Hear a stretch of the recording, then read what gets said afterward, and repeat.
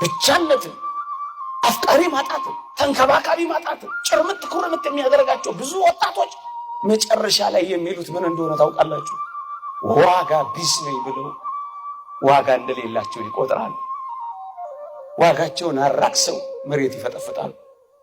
ይህ ዓለም በሚያወጣላቸው ዋጋ ራሳቸውን መመዘን ይጀምራሉ። በዚህ ዓለም ሂሳብ ሲተሳሰቡ ጊዜ ራሳቸውን ዘጭ ያረጋሉ፣ ያረክሳሉ። ለዚህ ዓለም የማልመዝን ከሆንኩ ዋጋ ቢስ ነኝ ብለው ራሳቸውን ደረጃዎችና መዳቢዎች አድርገው ያስቀምጣሉ። ዋጋ ቢስም አይደለም። ዋጋችንን በትክክል መነጋገርማ ይገባል ወገኖቼ። እንዴ አንተ ወጣት ወይ ዋጋን ማወቅ ከፈለክ አንገት ላይ አንጠልጥለዋል፣ ደሞም ተነቅሰዋል፣ ወይም ተጠልፈሸዋል ልብስሽ ላይ። የክርስቲያኖች ዋጋ ቀራንዮ ብቻ ነው። የክርስቲያን ዋጋ የክርስቶስ ደም ነው የተገዛንበት። ታዲያ ይሄንን ዋጋ ይወጣብህ በሞቴ ልንገርህ፣ ዓለም እንኳን ቢሸጥ አንተን አያወጣ፣ አንተን አያወጣ።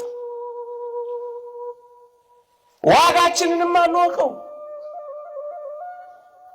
የሚፎካከረው፣ የሚከራከረው፣ የሚደራደረው፣ የሚወዳደረው የሌለ ዋጋ ገዝቶ ሳለ አንተ በጣም ውድ ነው። እንኳን በዓለም ውስጥ ያለው ዓለሙ ሁሉ ቢሸጥ አንተን አያወጣም ነው የምንልህ። ለመሸንገል እንዳይመስልህ አፈቀላጤ ሆኜ ነገር ስለተሳካልኝ አገባብቼ በመናገር እንጀትህን ልበላ ላስብስ አይደለም። ከምንነገረው በላይ ነው ይሄ እውነት። የምንነግራችሁ ያንሳል፣ እንደውም አይደራረስም። ውድ ነህ አንተ። ዋጋህን አትፈጥፍጠው። ይህን ቢልጌትስ ሀብት ቢሰበሰብ አንተን አያወጣም። አንተ ግን ለዚህ ተንበርካኪ ሆንክ። ዋጋ ውድ ነው። የእግዚአብሔር ቃል እንዲህ ይላል፣ የሙሴን ሕግ የናቀ 2 ወይም 3 ሰው ቢመሰክሩበት ያለ ርኅራኄ ይሞታል ይልና የክርስቶስን ደም የረገጠ ቅዱሱንም መንፈስ ያክፋፋ እንዴት የሚብስ ቅጣት የሚገባው ይመስላችኋል ይላል። የወጣብህን ዋጋ አታርክሰው። ዋጋ ቢስ ነኝ እንዴት ትላለህ? ዋጋህን ማወቀው። ዋጋ ውድ ነው። ከእንቁ ከኤመራልድ አሉ ከሚባሉት ምንም ዋጋ አንተን አይመስልም። ምክንያቱም ሰማይ ነው ምድር የመጣው አምላክ ነው ዋጋ የከፈለን። መጀመሪያ ፈጠረ፣ ከዛ በደሙ ገዛ። በዋጋ ተገዝታችኋልና የራሳችሁ አይደላችሁም። ዋጋህን አየኸው? ዋጋ ወጥቶባል እንዴ! በዚህ ዓለም ላይ እኮ ዋጋ የወጣባቸው ነገሮች እኮ ናቸው በጣም ውድ። ብርቱ ዋጋ ከወጣቸው በጣም ይወደዳሉ። ብርቱ ዋጋ ስለወጣበት በጣም ልትወደው ነው የሚገባው። በጣም እንዴት ራስህን ትጠለዋለህ? ውድ ነህ አንተ፣ በጣም ውድ ነህ። ይሄንን ስላላወቅነው ነው ብዙ ጊዜ እየተቸገርን ያለነው ወገኖች። አንዳንድ ወጣቶች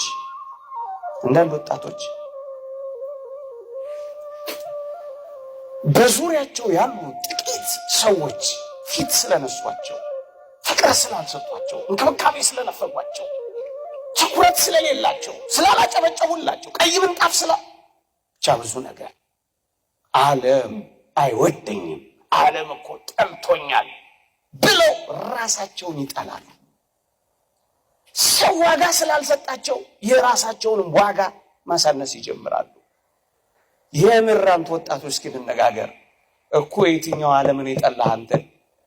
በአንድ እጅ ጣት የማይሞላ ቁጥር ያለው ሰው ዓለምን ሁሉ ያጨልምብሃል። ዓለምን የምትመዝነው ምናልባት በጮኛ፣ ምናልባት በጓደኛ፣ ወይ ምናልባት በቤተሰብ ብቻ ነው አይደለም። ዓለም ይሄ አይደለም። ይሄማ በጣም ጥቂቱ ነው። እኔ ግን ሌላ ዓለም ላሳይ። ምን አይነት ዓለም? አንተን የሚወድ ሌላ ዓለም፣ ባንተ ላይ ትኩረቱን ያደረገ የሚናፍቅህ ሌላ ዓለም አለ። የተወደዳችሁ ኦርቶዶክሳውያን፣ ይሄ የሚታየው ዓለም ያጠቃላዩ ዓለም 20% አይሞላም ይላል አንድ ሊቅ። የማይታየው ዓለም 80% አይታይም። እየሰማችሁ ነው? በምታየው ጥቂት ነገር ቅስም አይሰበር። በምታየው ጥቂት አለማፍቀር ራስህን አታጥፋ። ሕይወትህንም አታጨልም። የማይታየኝ የሚፈልገኝና የሚወደኝ 80% ዓለም ያለኝ ነኝ እኔ።